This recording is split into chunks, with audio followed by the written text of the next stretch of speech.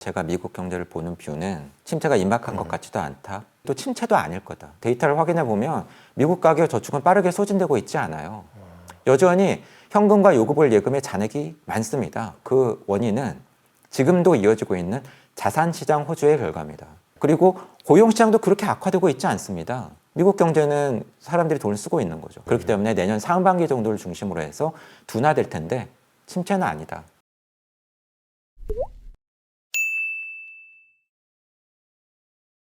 미국 좀 얘기를 해보려고 하는데요. 이제 트럼프 대통령이 1월 20일에 이제 취임을 하게 됩니다. 근데 취임 전에도 지금 뭐 관세라든지 뭐 법인세라든지 어떻게 될 건지 약간 조금씩 의지를 내비치고 있잖아요.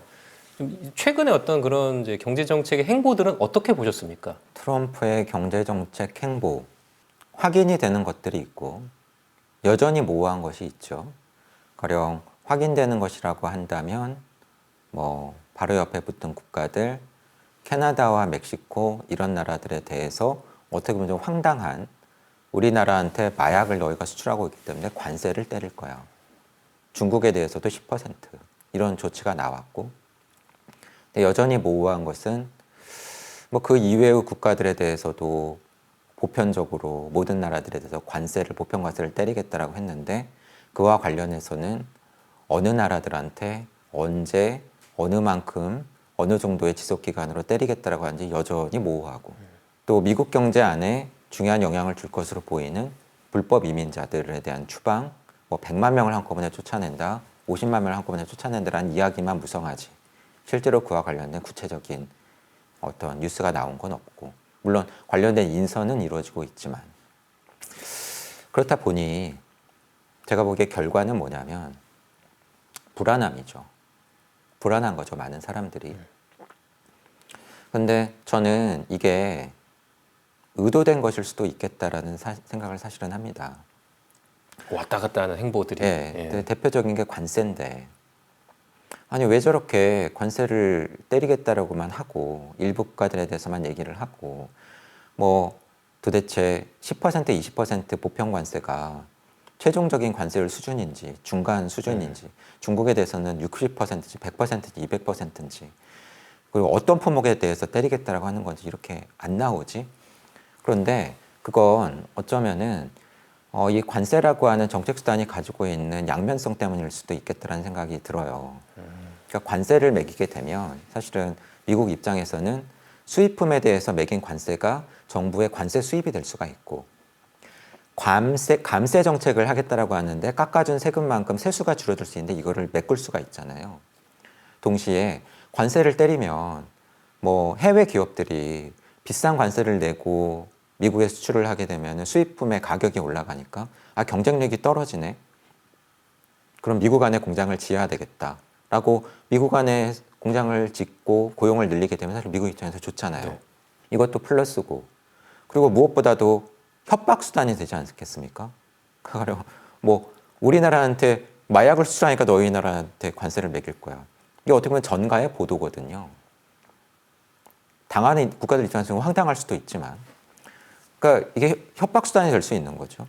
협박을 하면은 대신 미국이 어떤 물건을 사준다든지, 네. 그렇게 쓰는 거죠. 그리고 그게 어떻게 보면은 우리나라한테는 방위비 분담금의 증가가 될 수도 있죠. 그러니까 좋은데, 반면에 이게 양날의 검이라는 표현을 쓴 게 좋은 면만 있느냐, 미국계 안 좋은 면도 있다는 겁니다. 가령 미국 경제는 GDP의 70% 이상이 소비일 정도로 우리나라와 달리 수출이 중요한 게 아니라 미국 사람들이 돈을 쓰는 소비가 가장 중요한 경제인데, 미국 사람들 소비 많이 하잖아요. 특히 수입품 많이 쓰지 않습니까? 근데 중국에만 관세를 매겨도 월마트에 깔려있는 그 많은 중국 제품들의 가격이 갑자기 급등을 할 텐데, 그럼 물건 가격이 올라서 미국 사람들이 돈을 못 쓴다. 그럼 당장 미국의 GDP가 떨어질 겁니다. 그러면 경제 성장이 떨어지니까 트럼프한테는 부담일 거 아니에요. 또 물가가 오른다. 사실은 경쟁자였던 바이든의 재임 시기에 경제 성적표가 나쁘지 않았는데도 불구하고 이번에 대통령 재임을 못했잖아요. 인플레이션 때문에. 인플레 때문이거든요. 물가를 못 잡아서. 그러면 물가가 또 오른다라고 하는 거는 트럼프한테도 대단히 부담스럽고 신경이 쓰이는 일일 수가 있는 거죠. 또 다른 나라들이라고 가만히 있겠습니까? 특히 중국이 미국이 관세를 때렸는데 그 상황에서 중국이 가만히 있으면 이건 대단히 이상하거든요. 왜냐하면 중국은 황제의 나라인데 관세를 때려맞고 가만히 있지 않을 겁니다. 그렇죠. 보복을 하겠죠. 그럼 그 보복은 단순히 관세가 아니라 중국에 수출하는 그 많은 미국 농민들의 농산품을 우리가 안 사줄 거야. 그러면 당장 이게 또 농민들한테 문제가 되지 않습니까? 이것도 문제거든요.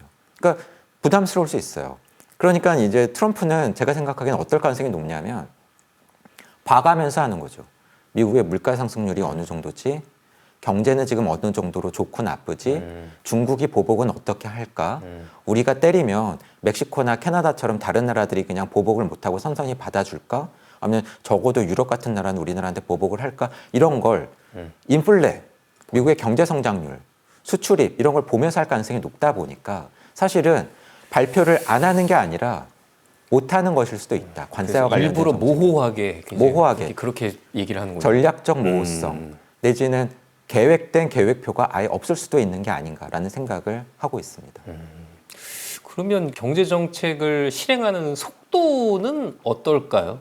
아까 뭐 한국은행은 뭐 이제 내후년에 가서야 어떤 관세 정책이 이루어질 것이다라고 했는데 제 생각에는 트럼프에게 있는 시간이 이렇게 길지 않은 것 같거든요. 그래서 빨리 뭔가 실행을 할 수도 있을 거라는 생각은 드는데 박사님 생각 어떻습니까?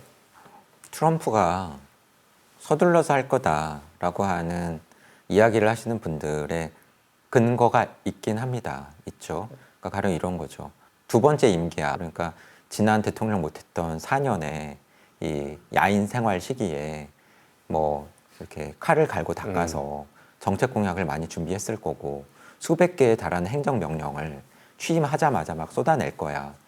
일리가 있습니다. 속도감 있게 추진을 할 것 같은데 중요한 건 뭐냐면 벤스와 같은 부통령 또는 지금 트럼프가 임명하고 있는 행정부 안에 들어오고 있는 젊은 트럼프주의자들 그로 인해서 트럼프 2.0, 3.0이 이어질 가능성이라고 보고 있고요.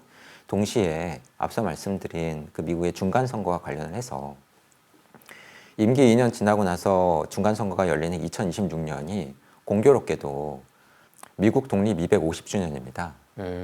그래서 그레이터 아메리카를 캠페인으로 내세우는 다양한 행사와 이벤트가 열릴 가능성이 높고 미국 입장에서는 약간 국뽕인가 국뽕의 해가 될 수가 행사가 있어요. 될 수 있겠네요. 그러면은 당연히 그레이터 아메리카를 내세웠던 트럼프에 불리하지 않을 가능성이 있고 아, 그러네요. 동시에 빅 스포츠 이벤트도 있습니다.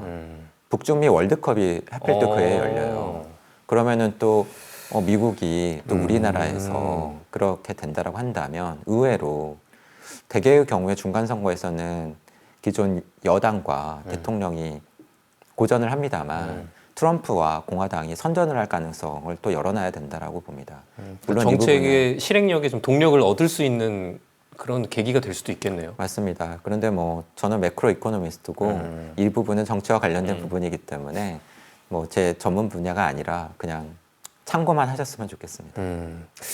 그럼 미국 금리 좀 얘기를 해보고 싶은데 지난 이제 12월 FOMC 때는 기준금리를 연준이 이제 0.25bp 내렸고 또 점도표를 보면 내년에 이제 미국 금리를 2번 내린다고 일단 예측을 했어요. 그래서 중요한 거는 어쨌든 미국이 금리를 내리는 속도인 것 같은데 박사님께서는 좀 어떻게 전망하십니까? 이번 12월 미국 FOMC가 끝나고 나서 금융 변수들이 꽤 민감하게 반응하고 출렁거렸잖아요. 맞아요. 미국 증시 많이 빠졌죠. 그러니까 이런 네. 거 아니었습니까? 미국이 지금 금리를 인하하는 중인데 이번에 나온 결과를 열어보니 생각보다 기대했던 것보다 미 연준이 금리를 빨리 안 낮춰줄 것 같고 또 덜 낮춰줄 것 같고 그럼 돈이 많이 안 풀리고 금리도 안 낮아질 것 같네 이러면서 놀라신 것 같거든요. 그런데 사실은 데이터를 잘 보신 분들은 저는 이게 그렇게 놀랍지 않으셨을 거라고 봅니다. 그 단초는 이미 미 연준이 금리 인하를 시작했던 9월 FOMC에서 저는 제시가 됐다라고 봤거든요. 이런 겁니다. 그때 제가 썼던 표현이 금리 인하는 시작이 됐는데 이상한 금리 인하다. 그러니까 대개의 경우에 이게 중요한 통화정책 결정이 이루어질 때는 만장일치인 경우가 많은데 미국에서 9월에 금리 인하를 시작을 하는데 두 표의 반대표가 나왔어요. 그리고 금리 인하를 시작을 할 때 또 이례적으로 0.25%포인트 통상적인 금리 조정 폭이라고 하는 베이비 스텝 정도의 작은 금리 조정이 아니라 0.5%포인트 빅컷이라고 불리는 큰 폭의 금리 인하로 인하를 시작을 했거든요. 그러면 와 이거는 미 연준이 돈을 과감하게 푸는 건가 보다라고 생각하고 싶은데 그러면서 동시에 그날 미 연준이 뭐라고 했냐면 우리는 지난 몇 년 동안 돈을 빨아들이는 흡수하는 중요한 정책 수단이었던 양적 긴축 QT를 계속하겠어. 병행하겠어. 금리를 내리면서 긴축하겠어. 예, 그러니까 강력한 통화 완화 수단과 강력한 통화 긴축 수단을 동시에 쓰겠어. 그리고 그러면서도 이건 이상한 게 아니야. 양립할 수 있어. 라고 했고요. 그리고 또 중요한 게 뭐냐면 통화 정책을 결정하는 미 연준 이사들이 본인들이 결정하는 미국의 정책 금리 수준, 페더럴 펀즈 레이트가 올해 말, 내년 말, 내후년 말 장기적으로 어느 정도 수준이 되는 게 적절해 보이는지를 제시를 해줘요. 굉장히 친절하지 않습니까?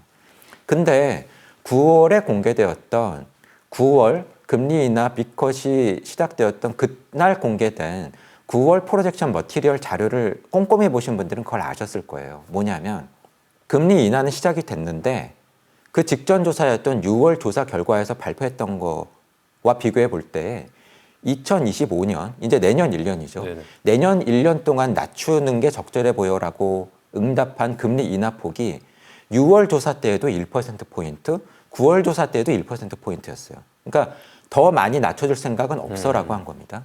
그리고 의 종착역. 종착역에 대해서 6월 응답 때에는 2.8이라고 했다가 예. 9월 조사 때는 2.9로 도리어 0.1%포인트를 높였어요. 이상하잖아요. 예. 금리 인하는 0.5% 예. 빅컷을 했는데 금리 인하의 종착역 저점은 도리어 더 높인 거죠. 그러면서 내년 낮추는 폭은 똑같게 유지하고 이 2.9가 왜 중요하냐면 지난 몇 년 동안 저희가 미국의 금리 인상 때문에 굉장히 고생을 했잖아요. 근데 코로나 기간 이후에 있었던 고물가를 잡기 위해서 미국이 금리를 올릴 때 5.5까지 올렸는데 그 직전 인상 사이클도 있었거든요. 코로나 이전에. 그때의 금리 인상 사이클 때 고점이 얼마였냐면 2.5였어요. 그때의 고점이 2.5였는데 이번에 낮추는 저점이 2.9가 적절해 보인다고 한 거죠. 그래서 제가 뭐라고 말씀을 드린 거냐면 금리 인하를 빅컷으로 시작은 했는데 이상하다. 왠지 이상하게 보인다. 다른 표현으로는 매파적인, 여기서 매파적이라고 하는 표현은 일반적으로 통화 정책이 돈을 막 걷어들이거나 금리를 높이거나 통화 긴축을 할 때의 성향입니다. 한마디로 금리 인하는 했는데 매파적인 금리 인하로 보인다고 말씀을 드렸던 거거든요. 그러면 이번에 발표된 12월 FOMC에서의 이 프로젝션 머티리얼 결과는 뭐냐면 직전 조사 9월 조사 때는 내년에 1%포인트 낮추는 게 적절해 보여라고 했던 내년의 인하 폭에 대해서 반으로 줄인 거죠. 그걸 0.5%. 0.5만 낮출 거야. 그리고 장기적인 저점, 추적 종착역은 종착역이 9월 조사 때는 2.9라고 했던 걸 도리어 3%포인트로 또 올린 거예요. 덜 빠르게 낮출 거야. 그리고 덜 낮출 거야라고 했던 강도를 더 높인 겁니다. 어떻게 보면 이번에도 금리 인하는 했죠. 이번에도 금리는 낮췄습니다. 0.25%포인트 정책 금리는 낮췄지만 9월과 마찬가지로 매파적인 성향을 더 강화시킨 거예요. 내년에 덜 낮출 거야. 저점은 더 높일 거야. 그러니까 금융시장이 놀란 거죠. 미 국채금리, 미국의 시중금리가 중요하잖아요. 네. 미 연준이 실제로 금리를 인하하기 이전, 9월 이전에는 미 연준이 이제 금리를 인하해 줄 거야. 많이 해줄지도 몰라라고 하면서 미국의 시중금리, 미 국채금리가 많이 떨어졌었어요. 그러다가 갑자기 반등하기 시작했거든요. 요즘 많이 올라왔죠. 예. 그러면 그 변곡점이 언제였느냐 확인을 해보시면 미 국채금리가 떨어지다가 올라가기 시작한 변곡점이 9월? 앞서 말씀드린 9월 FOMC 날짜와 정확하게 일치합니다. 그리고 나서 계속해서 많이 튀어 올랐죠. 보면은 몇 번의 그 이벤트가 있었어요. 9월 FOMC가 첫 번째 이벤트여서 미 국채금리가 튀어 오르고 달러화 가치가 오르기 시작했고요. 두 번째는 11월 초에 트럼프가 대통령으로 당선되는 걸 확인하니까 또 미 국채금리가 오르고 달러화 가치가 올랐고 세 번째 우리로서의 이벤트는 뭐냐면 계엄과 탄핵 이 국내적인 이벤트가 생기면서 다른 나라 통화들은 그만큼 약세가 아니었는데 원화 가치가 또 빠르게 떨어지면서 원달러 환율이 많이 올랐던 거죠. 그리고 가장 최근 이벤트는 앞서 말씀드린 12월 FOMC 매파적인 성향을 9월에 내비쳤던 미 연준이 그 성향을 더 강화하는 게 확인이 되면서 12월 FOMC를 거치면서 또다시 미 국채 금리가 튀어오르고 달러 가치가 더 올랐던 겁니다. 박사님께서 보시기에 지금 미국 경제는 약점이 없어 보입니까? 왜냐면 고금리를 유지하는 것도 미국 경제가 계속 좀 뜨거우니까 그렇게 할 수 있는 거잖아요. 근데 뭐 혹자는 어떤 미국의 뭐 재정 적자를 얘기하는 사람도 있고 또 어떤 침체 가능성을 얘기하는 사람들도 있는데 박사님께서 보시기에는 미국의 약점, 약한 고리로 보여지는 거는 없습니까? 결국은 미국을 보는 매크로 뷰를 네. 물어보시는 것 같아서 결론부터 말씀을 드리면 제가 미국 경제를 보는 뷰는 지금 침체 아니다. 침체가 임박한 것 같지도 않다. 어떻게 보면은 어려워지는 시기가 뒤로 밀리고 있다. 하지만 어려워지는 시기를 아예 피해가기는 어렵다. 조금씩은 안 좋아질 거다. 하지만 안 좋아진다고 해서 안 좋아지는 게 또 침체도 아닐 거다. 구체적으로 말씀을 드리면 뭐 전분기 대비 연율 기준으로 1%대 정도, 한 1% 언저리 정도. 그게 정말 나쁜 건가? 과거의 침체에 비하면 그렇게 나쁜 것 같지는 않거든요. 이 정도면은. 그럼 무슨 이야기냐면 이런 거예요.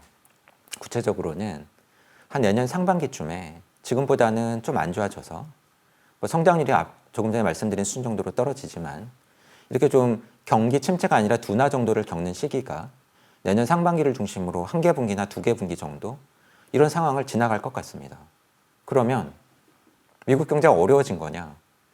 이때도 애매할 거예요. 어떤 분들은 아니 지난해까지는 2% 후반, 3%도 막 넘었던 전분기 대비 연율 성장률이 1% 가까이까지 떨어졌으니까 이건 어려워진 거야 라고 하실 거고 어떤 분들은 아니 과거에 미국 경제 침체와 비교하면 이 정도면 괜찮은 거지 그리고 미국 경제의 잠재 성장을 사이즈가 있는데 네. 언제까지 계속 네.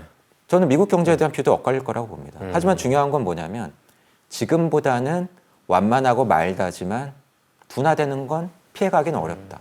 그러면 중요한 건 그런 질문이실 것 같아요. 아니 왜요? 미국 경제는 왜 계속해서 그렇게 좋아지기는 어려워요? 그 이유는 시차를 둔 고물가와 고금리의 부담을 미국 역시도 피해가기는 어렵기 때문입니다. 실질 기준으로 미국 경제에서 가장 중요한 미국의 가계 소비 지출을 보면 코로나를 거치고 나서도 코로나 이전과 유사한 정도로 트렌드가 꺾이지 않고 여전히 왕성하게 돈을 써주고 있어요. 하지만 실질 소득을 살펴보면 코로나 이후 기간에 둔화된 게 보입니다. 그것은 결국은 높았을 때는 9%를 넘었던 소비자 물가 상승률 그리고 지금 인하는 시작이 됐지만 시차를 두고 나타날 고금리의 부담 그리고 앞서도 말씀을 드렸습니다만 당초 기대보다 느리게 떨어지고 덜 떨어질 정책금리 이러한 것들이 부담으로 작용하는 것은 피해가기 어렵기 때문이죠. 하지만 그러면 또 이런 질문을 주실 수 있어요. 아니 그럼 또 침체는 또 왜 안 빠집니까? 그 이유는 미국 가계가 돈이 많다. 여전히. 일부 경제 전문가분들이 얘기하셨던 초과 저축이 소진될 거다? 아닙니다. 데이터를 확인해 보면 미국 가계 저축은 빠르게 소진되고 있지 않아요. 여전히 현금과 요금을 예금의 잔액이 많습니다. 베이비부머 세대들이라든지 올해 들어서 도리어 늘기도 했어요. 저희가 분석을 해본 그 원인은 지금도 이어지고 있는 자산시장 호주의 결과입니다. 코로나 지원금도 받으면서 많이 늘었던 현금을 가만히 들고 있었던 게 아니라 주식도 사고 집도 사고 했는데 그 수혜를 아직까지 누리고 있는 거죠. 그리고 고용시장도 그렇게 악화되고 있지 않습니다. 뭐 높아져도 지금 4% 언저리 정도의 실업률이에요. 이민자들 뭐 받아오면서 네. 하고 있고요. 2000년대 이후에 장기적인 미국 경제 평균 실업률 수준이 5.8입니다. 그에 비하면 지금은 굉장히 낮은 거예요. 코로나 이후에 급등했던 실업률 때문에 5.8이 나온 게 아니냐? 그럼 코로나 기간 걷어내고 코로나 이전에 정상적이었다고 평가되는 5년 기간의 장기 미국 평균 실업률 수준은 또 4.4입니다. 지금 그것보다 낮아요. 그러니까 미국의 고용시장이 또 지금 나쁜 것도 아니다. 그렇다 보니 돈도 많고 고용시장도 아직까지 그다지 나쁜 것이 아니어서 미국 경제는 사람들이 돈을 쓰고 있는 거죠. 하지만 고물가와 고금리의 부담, 느리지만 완만하게 올라가고 있는 실업률, 그리고 물론 올해의 자산시장 호주의 수혜는 누렸지만 큰 트렌드로 볼 때 줄고 있는 가계가 보유하고 있는 현금 이런 것들을 감안할 때 지금처럼 계속 좋기는 어렵다. 그렇기 때문에 내년 상반기 정도를 중심으로 해서 둔화될 텐데 침체는 아니다. 예, 저희는 그렇게 보고 있습니다. 이제 미국 경제 얘기는 여기까지 하고 이것만 좀 짧게 여쭤볼게요. 중국 경제 좀 얘기를 해보고 싶은데 어쨌든 우리 경제와 또 밀접하게 연결돼 있는 게 중국 경제다 보니까 근데 중국 경제가 좀 침체 국면이잖아요. 좀 어떻게 보십니까? 사실 그런 거 아닙니까? 우리 경제와 관련해서 중국에 관심을 가지는 건 우리가 중국의 수출을 얼마나 잘할 수 있지? 대중 수출을 늘려서 우리 경제 성장이 높아질 수 있지? 또 마이크로하게는 수출 기업들 입장에서 수출 시장에서 중국 기업들이 치고 나오면 어떡하지? 그래서 중국 기업들과의 경쟁이 격화돼서 우리가 어려워지거나 우리가 수출 시장에서 밀리거나 우리 산업 경쟁력이 도태되면 어떡하지? 그냥 이 두 가지인 것 같습니다. 그러니까요. 첫 번째로 대중 수출은 조금은 회복될 여지가 있다고 봅니다. 아, 그래요? 예, 왜냐하면 지난해 상반기에는 우리가 상반기까지도 우리가 대중 수출을 늘리기는 어려웠어요.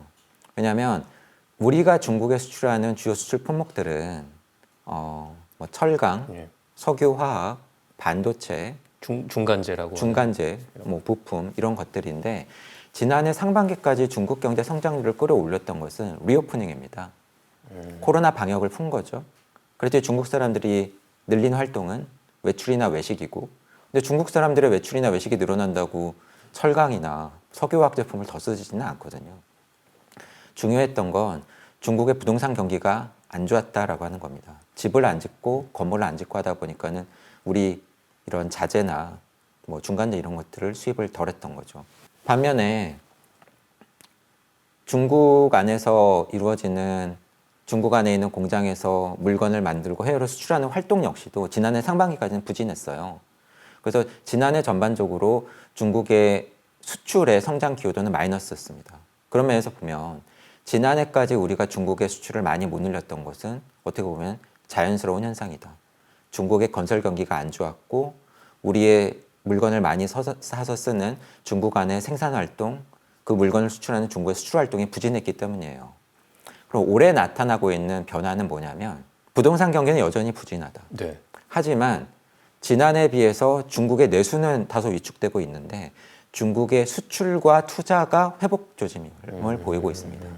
그런데 중요한 건 뭐냐면 그렇다고 우리가 대중 수출을 많이 늘리기도 어려운 게 중국이 수출의 드라이브를 걸면서 생산 활동 또 투자 활동은 다소 살아나고는 있는데 우리의 대중 수출을 늘리기에는 또 경쟁이 격화가 되고 있어요. 그러니까 뭐냐면 특히 석유화학 제품 같은 경우에 중국 안에서 공장이 많이 증설이 되면서 이제 가격 경쟁력이 떨어져서 수출을 많이 못 하고 있고 더 중요한 건 뭐냐면 중국 정부의 정책입니다. 중국의 성장률은 추세적으로 떨어지고 있어요. 왜냐하면 인구도 늙고 있고 인구 증가율도 떨어지고 있고 동시에 그동안에 중국 경제를 지탱을 해와줬던 이런 부동산 경기도 안 좋고 그리고 리오프닝 효과도 약화되고 있고 그럼 이제 남는 건 뭐냐면 뭐 중국 정부가 돈을 써주거나 또는 해외로 수출을 늘리거나 이 정도거든요. 근데 중국 정부가 여기서 어떤 정책 선택을 했냐면 사실은 과잉 공급 상황일 거 아닙니까? 많이 만드는데 중국의 소비가 위축돼서 안 팔리는 거예요. 그러면 선택할 수 있는 거는 외국에. 두 가지죠. 하나는 덜 만드는 거.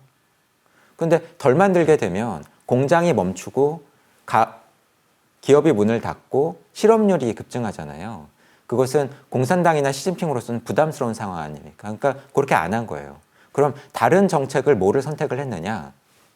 계속 만드는데 중국 안에서 안 팔리고 남아도는 공급 과잉 상태의 물건을 해외로 쏟아내는 거죠. 외국에 팔자. 외국에 팔자. 알리, 테무 이런 것들. 네, 사실은 네. 여러분들이 도와주고 계시잖아요. 알리익스프레스, 테무, 쉬인 이런 거, 직구 플랫폼을 통해서. 네. 그래서 수출도 늘리는데 동시에 뭘 하고 있냐면 정부 주도의 신성장 산업에 대한 투자를 공격적으로 늘리고 있어요. 특별국채 같은 것을 발행을 해서 만기 수십 년에 수백조 원에 달하는 펀딩을 한 다음에 이런 정부 주도의 펀딩된 자금을 가지고 가령 전기차, 배터리, 항공우주, 첨단화학, 로봇, AI 이런 쪽에 공격적으로 투자를 늘리고 있습니다. 신성장 투자를 올리면 우리 기업이 조금은 그래도 수혜를 볼 수도 있겠네요. 그런데 중요한 건 뭐냐면 이러한 산업들은 우리 기업, 우리 산업도 잘하고 싶은 거거든요. 네. 그렇다 보니까 해외 수출 시장에서 이쪽과 관련된 수출 경쟁이 격화되고 있다라고 하는 부분이고요. 또 중요한 건 뭐냐면 조금 전에 말씀드린 신성장 산업과 관련된 일부 업종에서는 사실은 중국 기업들이 더 잘해요.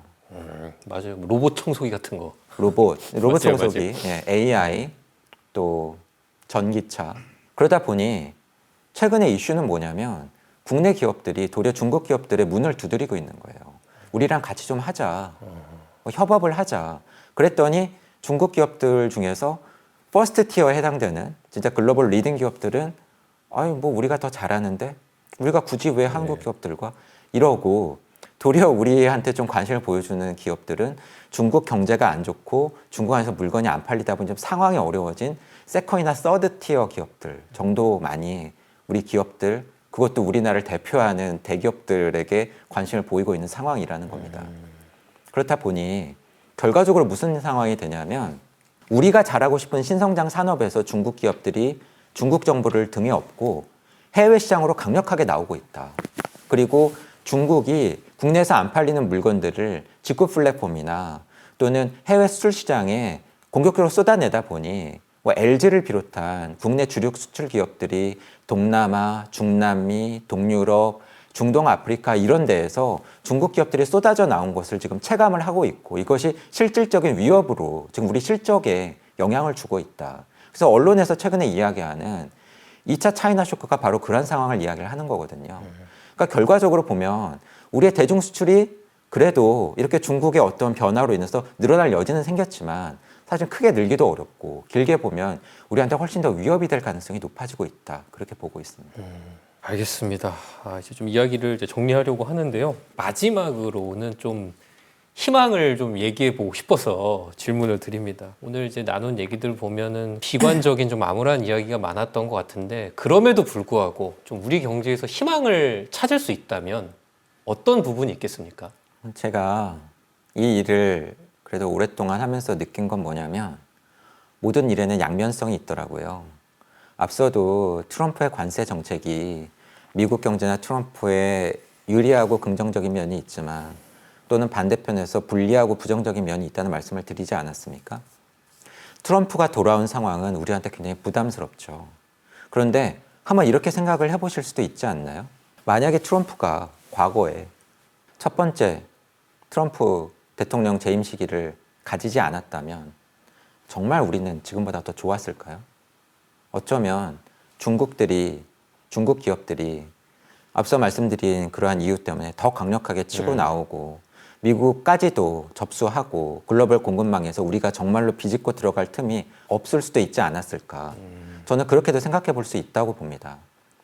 트럼프가 옴으로써 중국에 대한 공세는 더 강화되겠죠. 중국을 중심으로 한 서플라이 체인을 그냥 놔두고 그건 어쩔 수 없다고 치고 미국을 중심으로 한 서플라이 체인 안에서는 또는 우방들을 중심으로 한 서플라이 체인에서는 중국을 더 강력하게 밀어내겠죠. 그러면 지난 몇 년 동안 저희가 경험을 했던 것처럼 그 과정에서 우리 기업들이 기회 요인이 생기거나 또는 비집고 들어갈 틈이 생기거나 생길 수도 있지 않나. 근데 중요한 건 뭐냐면 그 기회를 활용하는 건 전적으로 우리한테 달렸다는 겁니다. 맞아요. 우리의 역량, 우리의 대응, 우리의 속도, 우리의 기술.